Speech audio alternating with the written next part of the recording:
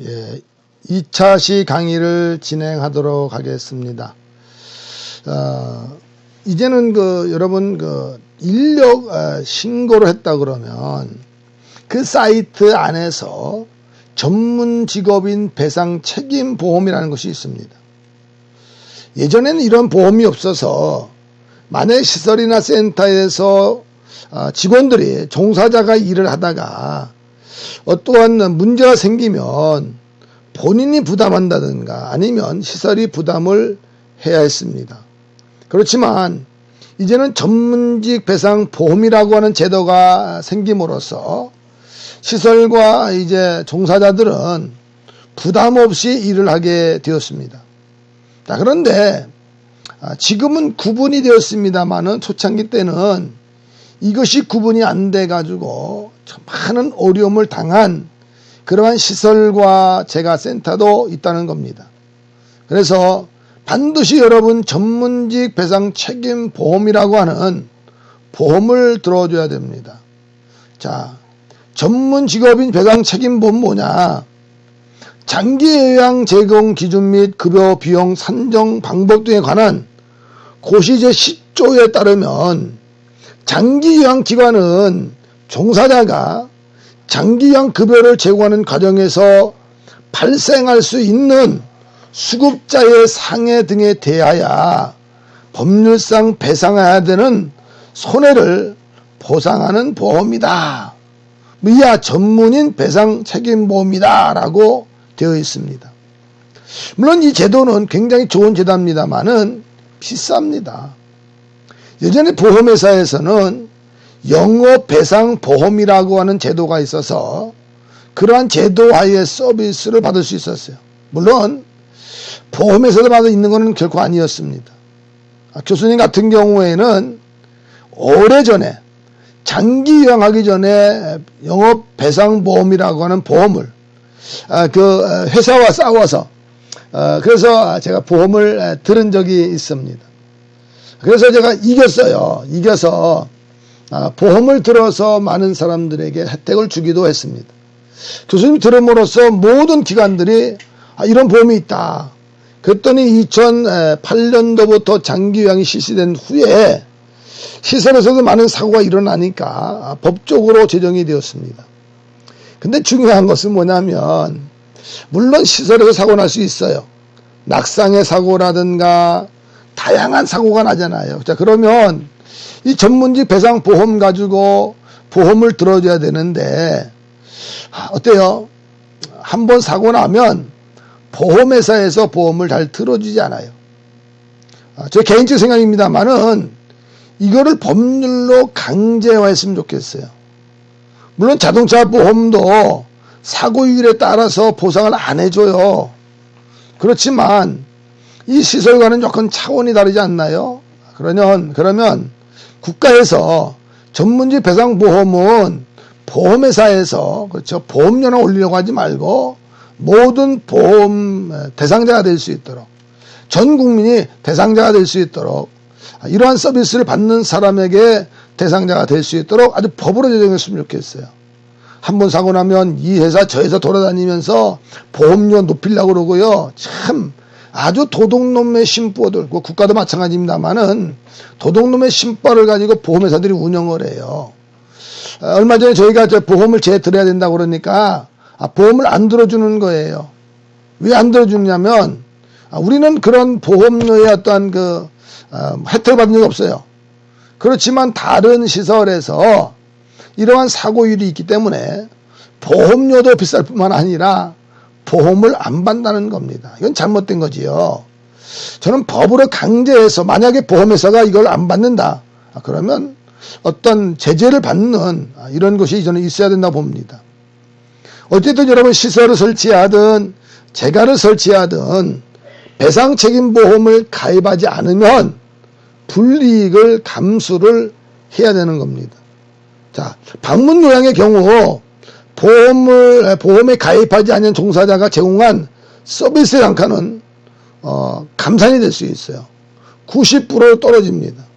요양설이나 주거야간 보호, 단기 보호 역시 미가 발휘되면 97%, 뭐 95%, 90% 정도 떨어진다 볼 수 있습니다만은 아예 떨어지는 게 중요한 게 아니라 나중에 여러분 감사에 걸리면 환수 조치나 아니면 뭐예요? 정지를 먹을 수 있습니다. 몇 년 전의 이야기입니다만은 이 전문직 배상보험 책임보험을 들었음에도 불구하고 잘못 들어서 그렇죠? 어려움을 당한 시설이 있었어요. 심지어는 몇 억의 벌금을 내고 또 문을 닫아야 되는 그러한 일을 초래하기도 했습니다. 그 원인이 뭐예요? 잘못 들어서 그래요. 뭐 지금은 그래서 이제 구분이 되어 있습니다. 옛날에는 전문 직업인 배상 책임보험 하면 뭐 잘 이해가 안 됐을 경우에는 시설이나 재가나 구분이 안 됐습니다만은 지금은 시설 전문직 책임배상보험, 재가 배상책임보험 이렇게 분류가 되어져 있습니다. 그래서 시설 운영하는 분들은 시설 전문 직업인 배상책임보험, 재가를 운영하시는 분들은 재가 전문직 배상책임보험 이렇게 들으셔야 됩니다. 그래야만 오늘 나중에 불이익을 받지 아니하고 보험의 혜택을 받을 수 있습니다. 이 전문 직업인 배상책임보험은 주로 뭐 의사나 약사나 회계사나 세무사나 감리사나 뭐 변호사, 법무사, 변리사 같이 이러한 전문직들이 가입했던 보험입니다. 그러나 이제는 시설에서 이 전문직 배상보험은 뭐 사회복지사나 아니면은 뭐 이런 간호사나 간호조무사가 드는 배상보험이 아니고요. 요양보호사를 위한 전적인 요양보호사를 위한 배상책임보험이다 이렇게 보시면 됩니다. 그래서 피보험자가 전문인 자격으로 업무 수행과 과실로 인해 제3자 또는 고객에 손해를 끼친 결과에 대해 부담하는 법률상의 손해배상 책임을 보상해주는 보험이다. 뭐 이렇게 보시면 됩니다. 뭐 쉽게 말하면 전문적인 업무에 따르는 뭐 사고나 업무상의 부주의, 태만 또는 실수로 타인에게 준 피해를 보상해주는 것이 바로 전문 직업인 배상책임보험이에요. 사실 이런 보험이 의사나 약사나 회계사나 이런 사람들에게 적용되는 보험이라 그러면 사실 시설 안에서 종사하는 모든 사람들도 적용을 받아야 된다고 봐요. 그런데 어떻게 된 게 요양보호사 맡게 되어 있어요. 이것도 좀 안타깝고 좀 어떤 면에서는 좀 서러운 면이겠지요. 사회복지나 간호사 대표자들은 좀 서럽습니다. 그렇지만 전문직 직업인 배상책임보험은 꼭 들게 돼 있어요. 의무보험입니다. 그래서 어떻게 합니까? 개시하게 되어져 있습니다. 그래서 방문 요양, 방문 목욕, 방문 간호. 보험 시작일은 방문 서비스의 경우 요양보호사 또는 간호사 등이 수급자 가정에 첫 출근하는 달부터 요양도 시설과 조약한 단기보호는 사업 시작일이 됩니다. 방문 요양사 등이 퇴사 또는 입사할 경우 가입 명단 양식에 해당 보험사에게 변경된 사항을 작성해서 보내줘야 돼요. 이 보험을 들 때에는 매진, 대상자 매진에 대한 것이 들어갑니다. 그리고 종사자 매진이 들어가게 돼 있어요. 이것도 잘못 기입하게 되어지면 좀 보험료를 적게 내려고 종사 인력은 10명 해놓고 실제 종사 20명 일한다 그러면 나중에 문제될 수 있습니다. 대상자도 대상자의 서비스에 맞게 기록을 해줘야 돼요. 요양사가 많은 기관은 가입된 요양사 명단이 바뀔 때마다 서류를 변경해서 배서해야 됩니다. 그래서 사연 발생 시마다 보험사에 연락해서 가입 명단을 조정을 해줘야 됩니다. 기관의 입장에서는 당연한 것이지만 죄송합니다. 기관의 입장에서는 당연한 것이지만 보험사 입장에서는 매우 번거로운 업무지요. 그래서 1년 단위로 계약하는 사례가 많아요. 그래서 풍부하게 정확하게 여러분 계약서를 작성해서 보험을 드는 것이 굉장히 중요합니다. 요양시설과 공생 포함이지요. 주야간보호 단기보호기관입니다.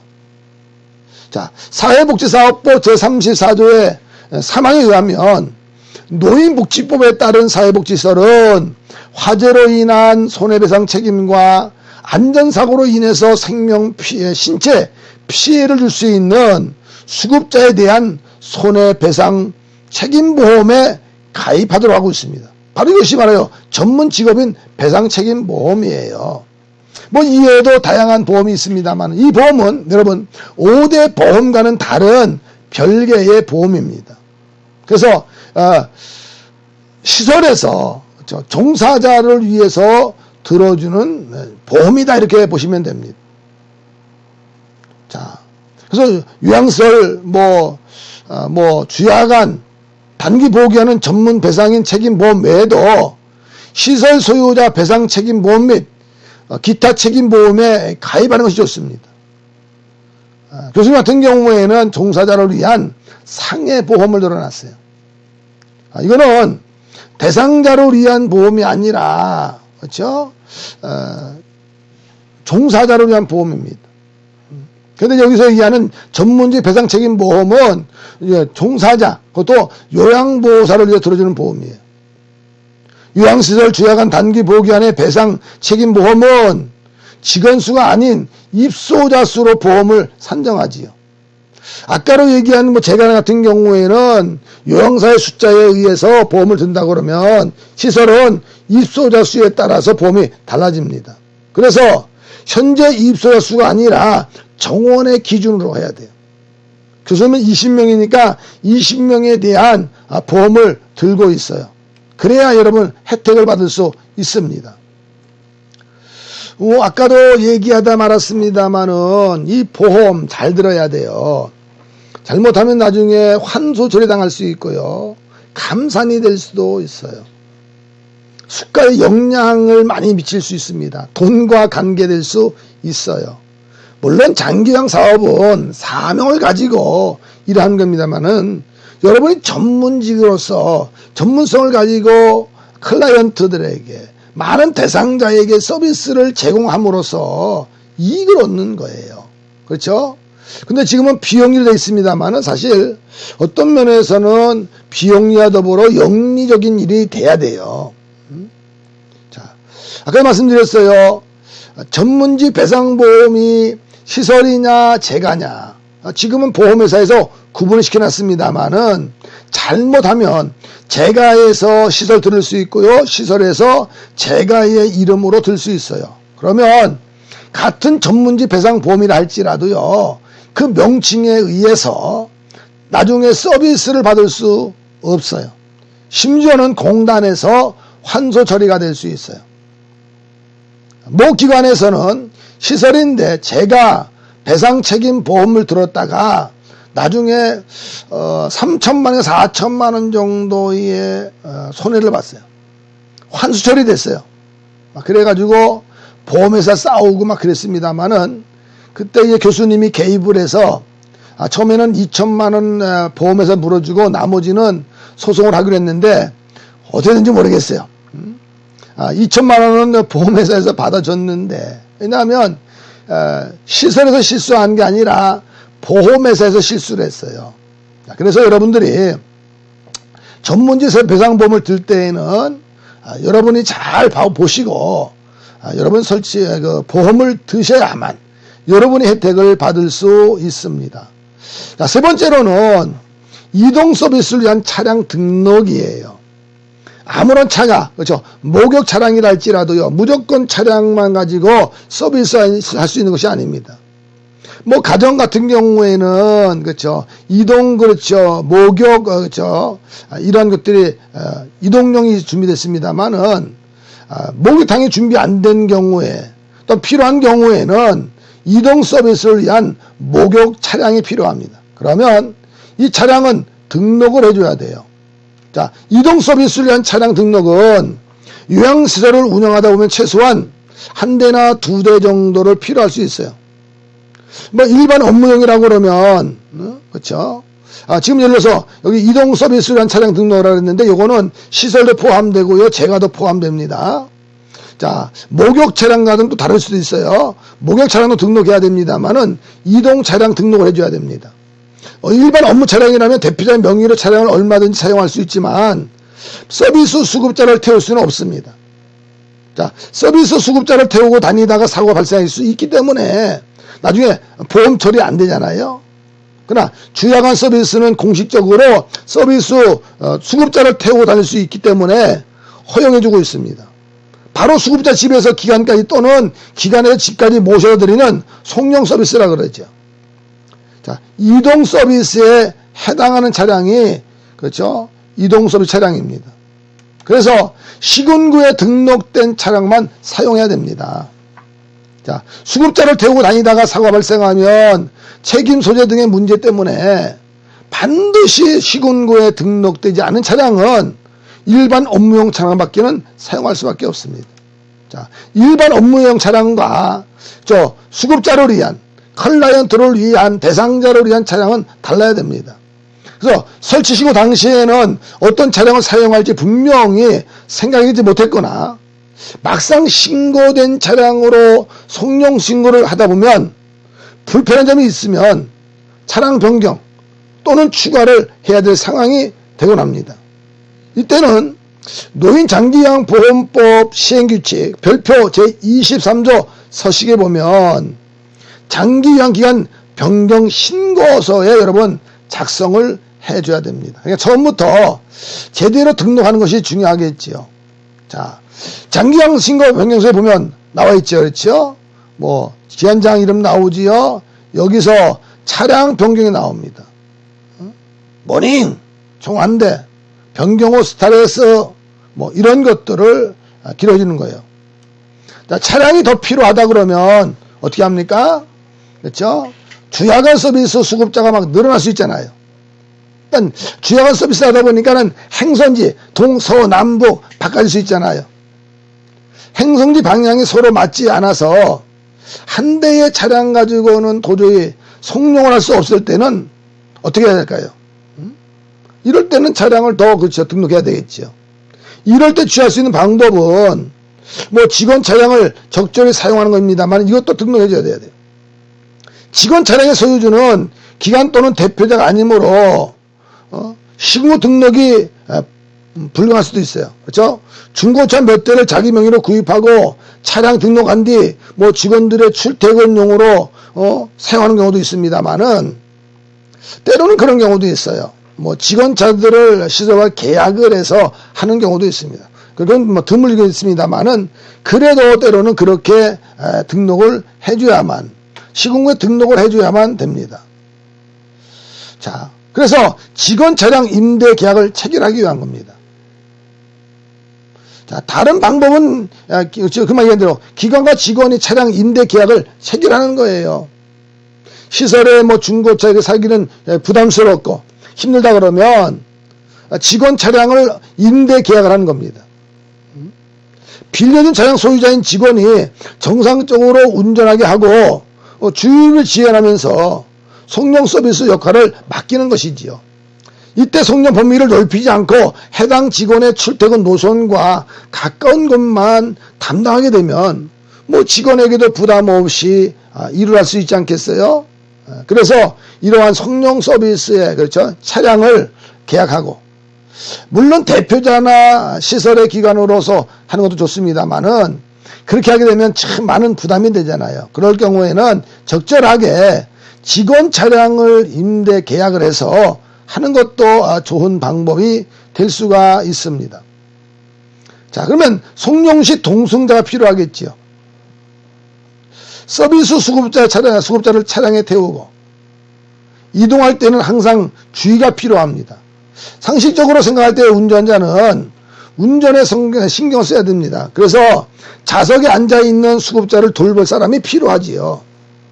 자, 동승자는 서비스의 수급자의 승하차 시 안전한 부축, 동행, 그리고 수급자의 신체 및 심리 상태를 알고 편안한 이동이 되도록 돕는 역할을 하게 됩니다. 대개 요양보호사 또는 간호조무사나 이런 간호사들이 이러한 역할을 하게 되어지지요. 직원들이 직접적으로 개입을 해서 하는 것이 중요합니다. 자, 동승자 규정은 법령뿐만 아니라 고시에서도 찾아볼 수는 없습니다. 자, 법이나 규정은 없지만 동승자 여부를 따지는 경우가 없진 않아요. 바로 평가 지표에 나타날 수 있습니다. 자, 3년마다 한번 평가합니다. 그때마다 평가 지표에 어떻게 나타나 있느냐, 자, 따지게 되어집니다. 근데 중요한 것은 뭐 평가 지표도 중요하겠습니다. 뭐 1점, 2점, 3점 중요하겠습니다만은 그것보다 더욱 중요한 것은 뭐냐면 어르신의 낙상이에요. 주야간 보호소라든가 단기 보호소들은요, 차량 오르고 내릴 때에는 뭐예요? 낙상이 많이 일어나요. 저는 그래서 꼭 승합차를 해야 되느냐. 요새는 좋은 거 나오잖아요. 그렇죠.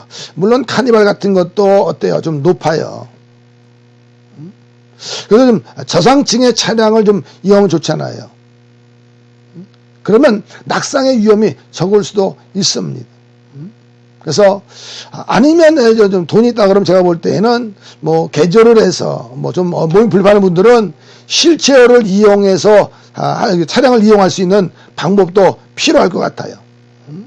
자, 수급자가 안전한 이동 서비스를 받았는지에 관한 사항으로서 운전자 외 동승 직원이 있으면 1점 받아요.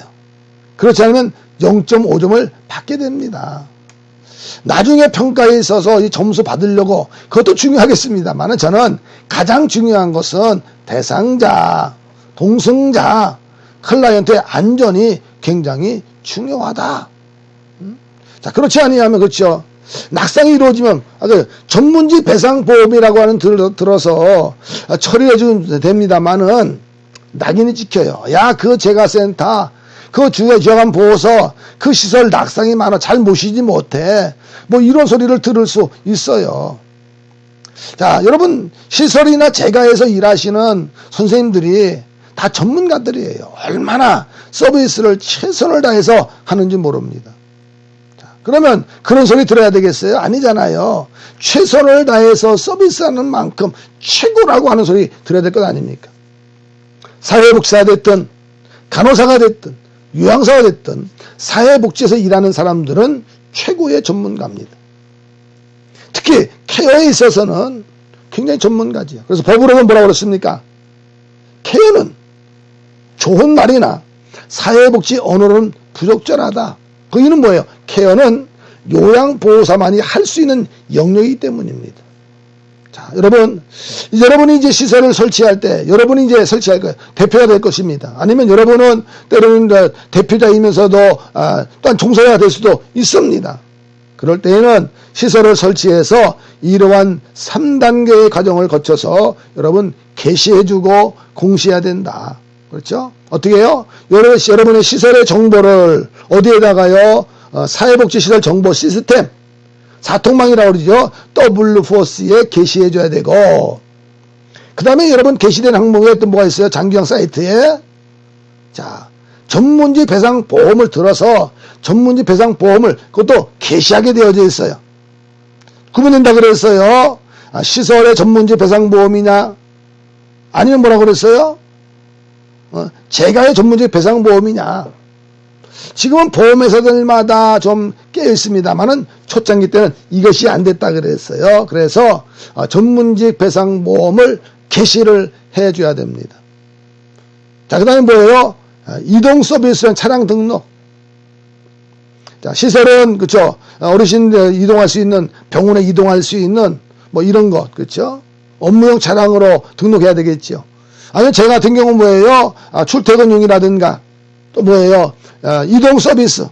어르신들 그렇죠. 송룡하는데 이러한 서비스에 필요한 이러한 것들을 여러분들 그렇죠. 등록을 해줘야 됩니다. 자, 여러분 이제 이해가 되셨나요? 우리 12강 설립 직후에 처리할 사항 3가지를 말씀을 드렸습니다. 잘 여러분 들으시고요. 나중에 하시게 되면 이렇게 해야 되겠구나. 아마 대부분 여러분이 지금 간호사라고 하는 공부를 하고 있습니다만은 나중에 간호 업무에서 간호 직장에서 일하겠습니다만은 의료인으로서 일하겠습니다만 나중에 내가 이렇게 장기 요양을 해야 되겠구나 라고 하는 마음을 갖는 분들이 많이 있을 거예요. 아마 제 강의를 듣는 사람들은 아마 그런 의미에서 아마 또 일부러 신청한 분도 있을 겁니다. 여러분 강의를 다시 한번 하나하나 좀 들으시고요. 중간에 한번 필름이 끊어졌습니다. 왜냐하면 제가 노트북 촬영하고 있는데 카메라를 다른 거 쓰고 있어요. 핸드폰 카메라를 이용하기 때문에 화질이 어떤지 모르겠습니다만은 이거를 좀 더 송출하고 제가 더 알리기 위해서 제가 좀 촬영을 했습니다. 여러분 한 주간 잘 다시 한번 강의 들으시고 잘 활용하시고요. 좀 쉬셨다가 다음 주에 우리 13강에서 뵙겠습니다. 자, 장시간의 수고들 많이 하셨습니다. 감사합니다.